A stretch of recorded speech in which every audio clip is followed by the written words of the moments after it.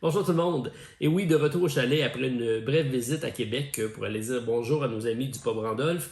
Un endroit superbe pour découvrir des jeux et les partager entre amis. J'en ai profité également pour aller voir la boutique L'Imaginaire, qui est un endroit culte à Québec et au Québec, puisqu'il y a plusieurs succursales maintenant. Vraiment un endroit qui a beaucoup de sélections de jeux de société, mais également plusieurs univers geeks intéressants à découvrir. Vraiment, ça vaut le détour. Alors, si vous avez la chance d'aller jeter un coup d'œil là-dessus, c'est vraiment wow, super boutique.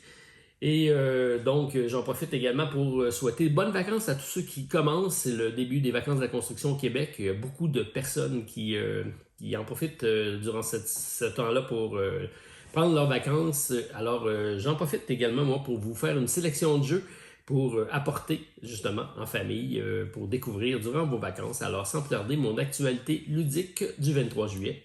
C'est parti!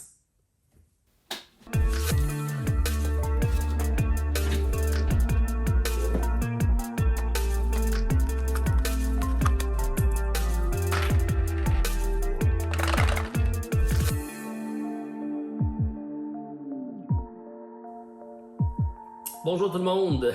Et oui, retour du petit café pour partager petit déjeuner en votre compagnie si vous l'écoutez la journée de la publication.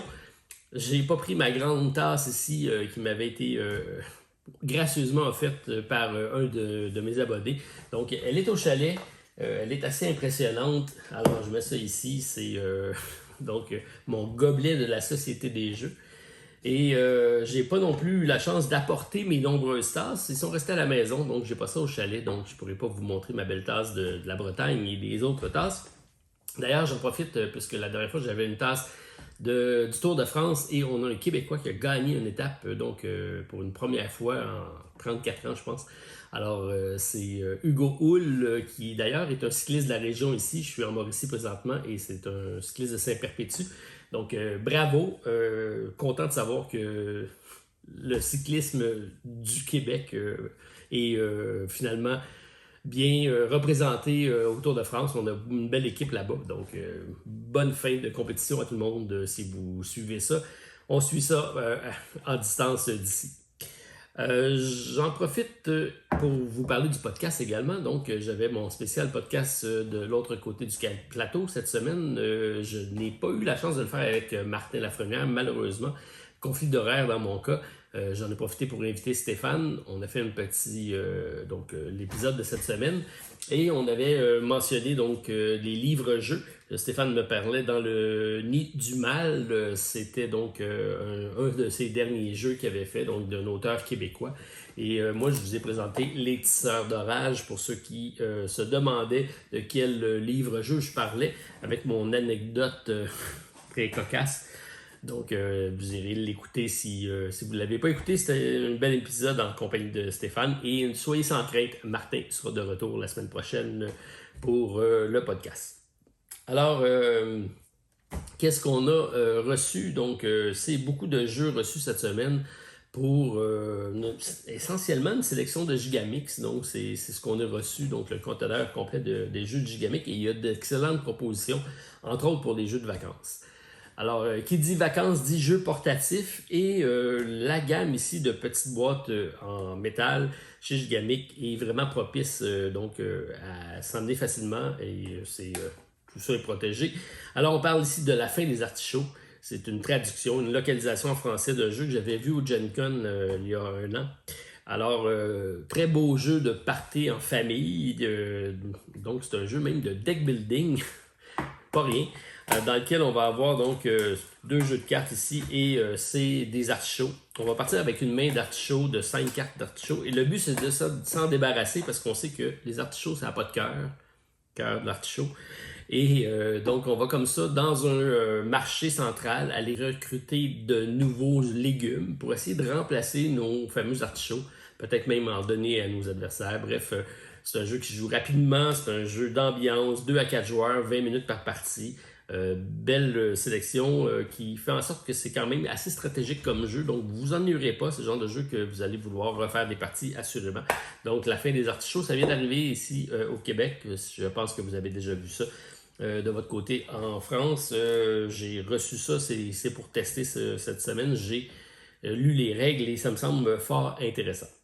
Dans les autres petits jeux également, peut-être plus grand public, il y a la série Similo qui arrive avec Harry Potter. Donc, on vient tout juste de recevoir le dernier opus de la gamme. C'est une gamme parce qu'il y en a plusieurs. On a eu donc d'autres univers et c'est tous des univers qui se combinent. On peut les combiner pour jouer ensemble. Donc, c'est soit indépendant ou pouvant être mixé avec les autres. C'est un jeu dans lequel on va avoir un personnage secret qu'on va devoir faire découvrir. C'est un jeu donc qui se joue en coopératif, ce pourquoi ça peut être intéressant en famille. Petit jeu très très portable, 7 ans et plus, de 2 à 8 joueurs. Alors, magnifiques illustrations et on va comme ça donner des indices pour essayer de faire deviner notre personnage. Donc, ça peut être très intéressant. Et content de voir que la gamme Similo arrive chez nous, donc chez Randolph, entre autres, pour la distribution. Peut-être plus vieux avec vos ados. Donc, à la croisée des chemins, Dystopie. C'est un jeu très original. J'ai lu les règles et c'est un jeu dans lequel on va avoir plus un sentiment de jeu de rôle, puisqu'on va avoir des situations dans un monde post-apocalyptique. Donc, on va avoir des événements qui vont survenir, une invasion d'extraterrestres, une éruption de volcan, peu importe. Et on va devoir comme ça incarner un personnage dans lequel on va amener des solutions de survie. Toutes les idées sont bonnes, mais la situation va évoluer et c'est celui qui fera le plus, qui influencera le plus le groupe pour dire que sa solution est viable, qui va remporter la partie. C'est un jeu dans lequel on va avoir des jetons pour voter. Et on va comme ça voter à chaque ronde et des événements vont se passer. Assez intéressant. Les règles sont très simples. Le matériel, c'est des illustrations avec des mises en situation. Et on y va plus dans la discussion autour de la table. Donc, c'est propice effectivement à échanger avec vos amis, mais également avec vos jeunes adultes. Si vous avez des familles, ça peut être intéressant.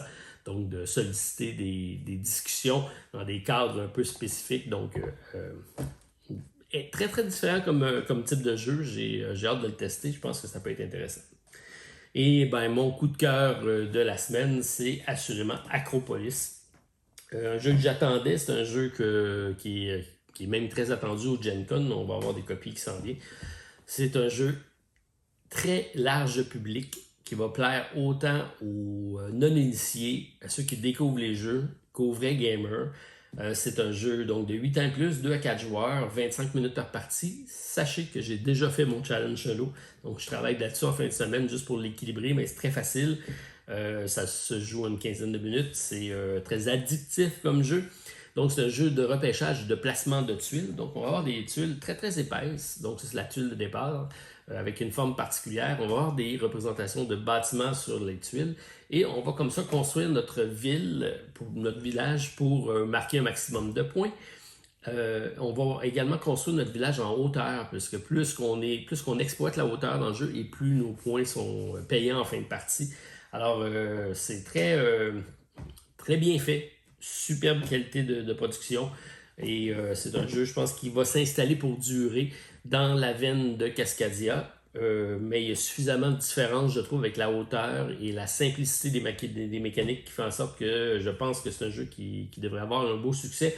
Bref, beaucoup aimé et je vous reviens, comme je disais, avec ma variante solo, puisque je viens de compléter ça dans les dernières heures. Donc, il me reste à équilibrer tout ça et je vous reviens avec mon fameux challenge solo de Acropolis. J'ai également eu la chance de tester en compagnie de mon ami Stéphane. Vous allez voir ça arriver sur la chaîne. Donc, Airland and Sea, les bestioles en guerre. Donc, c'est un jeu qui arrive chez Lucky Dog Game en français, initialement publié chez Arcade Wonders. Un très beau jeu de cartes, très simple. 18 cartes. Donc, c'est tout ce qu'on a de besoin. On a 3 terrains de bataille, donc Air, Land and Sea, la terre, la mer et l'eau. Et on va comme ça repêcher, on va avoir une main de 6 cartes chacun. Donc, il va y avoir des cartes qui ne seront pas utilisées en cours de manche. Et on va essayer de prendre possession des champs de bataille.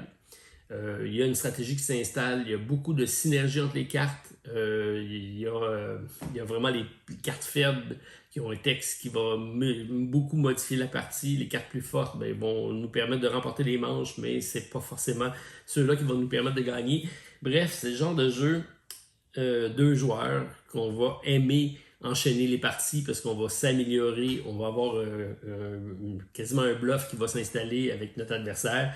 Donc, beaucoup apprécié ma partie en compagnie de Stéphane. Je vous présente ça sur la chaîne cette semaine. Donc, vous allez avoir ça arriver dans les prochains jours. Et ça devrait arriver également en boutique très prochainement. Je pense que c'est déjà fait en France. Donc, en même temps, nous, on va recevoir Papillon Céleste. J'en ai déjà parlé la semaine passée, donc je ne reviendrai pas là-dessus. Dans les autres expériences de jeu, il y a la grosse boîte qui est ici, donc le fameux Ark Nova qui est sur ma table pour en faire une autre partie. Alors, c'est ce que je veux continuer à tester. J'en ai parlé longuement dans le podcast cette semaine en compagnie de Stéphane, donc j'invite à aller écouter le podcast si vous voulez un peu plus de détails par rapport à ma critique. C'est un jeu que j'étais pas certain d'apprécier lorsque j'ai fait l'acquisition. Ça a été long à faire l'acquisition. C'est une copie qui est difficile à trouver. D'ailleurs, j'ai même pas réussi à trouver la version française. J'ai acheté la version anglaise du jeu.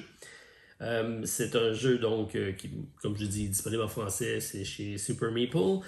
Et on a affaire avec un jeu avec énormément de cartes. Donc, on a une pile de 212 cartes, ce qui fait beaucoup penser à Terraforming Mars à ce niveau-là. C'est un jeu dans lequel on va faire un zoo. Donc, on va repêcher des cartes qui vont être présentes sur une piste. Même le repêchage de cartes, par contre, est assez particulier parce qu'on ne peut pas aller les chercher tant et aussi longtemps qu'on ne va pas avoir amélioré notre marqueur d'études, si on veut, sur les personnages. On va avoir un plateau ici qui va avoir nos collaborations avec les universités, qui va nous permettre aussi également d'aller chercher donc différentes capacités, qui va nous permettre éventuellement d'aller faciliter notre prise de possession des cartes, mais également d'aller faire certains contrats. Donc, on a deux pistes à gérer. On a une piste qui est une piste de prestige, de reconnaissance, qui va nous permettre de faire des points de victoire, mais également de l'argent. Et une piste dans le haut, qui est une piste de conservation, qui va nous permettre donc de faire différents contrats. Là, je n'ai pas les termes exacts puisque j'ai ma version anglaise, donc excusez si c'est pas exactement adéquat avec la version française. Mais le principe du jeu donc, est le même. On va faire progresser les deux pistes et lorsque les deux marqueurs vont se croiser, ça va mettre fin à la partie. L'originalité du jeu, je trouve que cette mécanique-là fonctionne excessivement bien. C'est qu'on a différentes cartes ici. On a tous les mêmes 5 cartes en début de partie. Et c'est ce qui va être nos 5 actions qu'on peut faire durant le tour. On a 5 remplacements, donc de 1 à 5. Lance-placement 5 est la plus forte. Tandis que donc on va avoir une rivière dans laquelle on va déplacer nos fameuses cartes. Donc on a ici la carte des animaux qui va me permettre d'accueillir des animaux dans mon zoo. On a un plateau personnel dans lequel on va avoir différents marqueurs qu'on va poser. C'est des enclos qu'on pourra construire.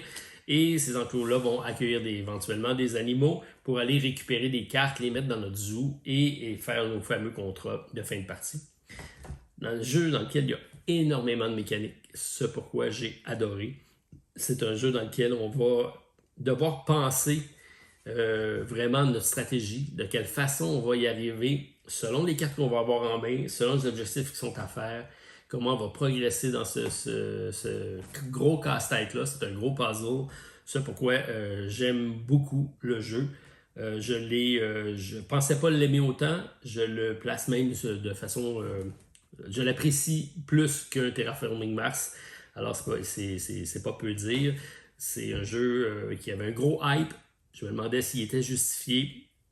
Et je suis forcé d'admettre que oui. C'est un jeu, malgré une thématique qui est peu accrocheuse pour moi, les zoos, c'est quand même quelque chose de... Bon, c'est la nature, ça c'est correct. Et en tout cas, c'est des mécaniques en mise ensemble qui fonctionnent super bien. Ça reste très thématique malgré tout. C'est un beau puzzle game que j'apprécie refaire, même en solo. Quelques lacunes, c'est sûr.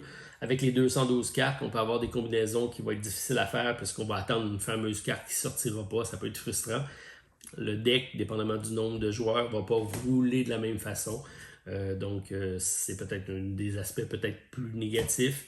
Il y a également le fait qu'en début de partie, on va prendre un certain nombre de cartes qu'on va défausser. Donc, il n'y a pas de repêchage de cartes. Il y en a qui peuvent avoir une main plus heureuse que d'autres en début de partie versus nos contrats, versus ce qu'on a à faire, ce qui fait en sorte que ça peut être frustrant pour certains joueurs.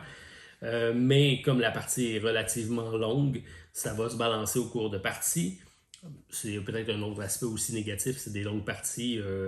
de 2 à 3 heures.